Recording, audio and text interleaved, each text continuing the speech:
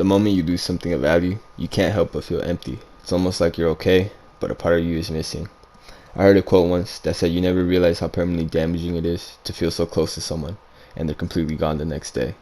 And no, I'm not mourning over that type of loss. But this quote can apply to many situations. I'm not sure how true it can hold up, but you definitely undergo a change each time. But maybe that's just the process of moving on.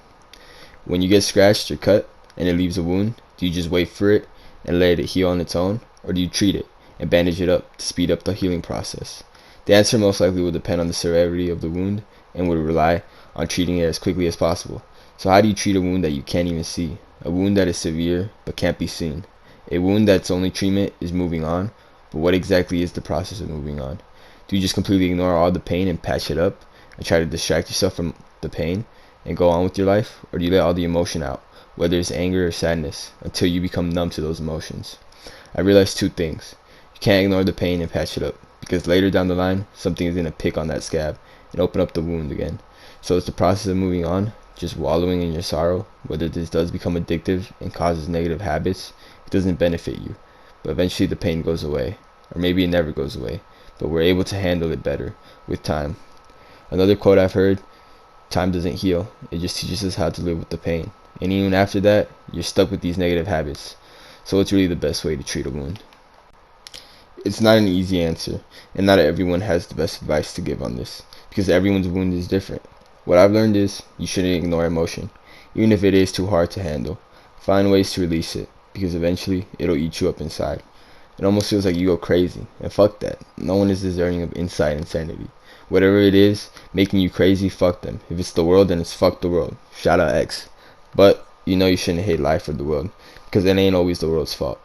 Everyone else, just like you, got the same issues. Everyone goes through bullshit. Everyone experiences tough times. Everybody has felt what you have felt at least once. And the older you get, you realize the world isn't out to get you. And sometimes it's really just in your own head. But this is a different topic for another day. What I've learned is let yourself feel what you feel, but you won't feel that way forever. You shouldn't force yourself to. What many don't understand and fail to realize is every emotion is temporary. That sense of happiness or joy you're feeling is eventually going to go away. And same goes for everything else. You won't be mad all the time. You'll eventually cool off. You won't be sad forever. You'll eventually wake up in a better mood. People constantly get stuck in a cycle where they want to feel happy all the time, and they endlessly chase it and wonder why they aren't happy, when the truth is, they just were. That's also another topic for another day. Moving on isn't easy, but you shouldn't chase the one thing that always made you happy.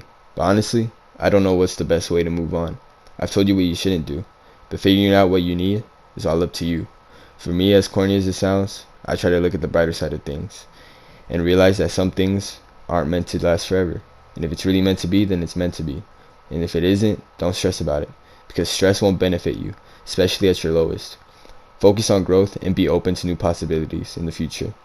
Don't dwell on things that are out of your control. Focus on what you can control, and sometimes you realize that you were the light at the end of the tunnel, and you always have been. Thank you for hearing me out, guys. I hope you all have a great day.